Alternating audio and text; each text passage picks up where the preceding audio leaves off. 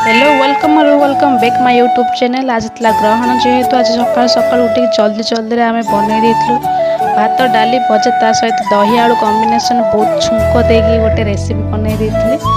Then खाई सारा पर आम जाइलु बहुत दिन है घी जाक घी ना सरी सर एका स्टोर होता से खराब हो काले से बनई घी घी काढ़े पर नाइट रे किसी भात खाइबा नहीं बोली आमे बनईलु परोटा ता सहित कौन बनई आपने आगक देखिए।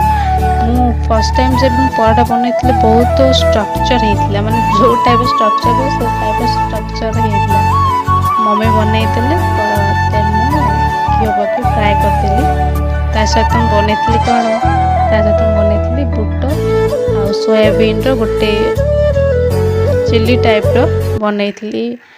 फर्स्ट टाइम बनई बहुत दिन भावुली बन पानी भल लगे समस्त टेस्टी लगे कहले।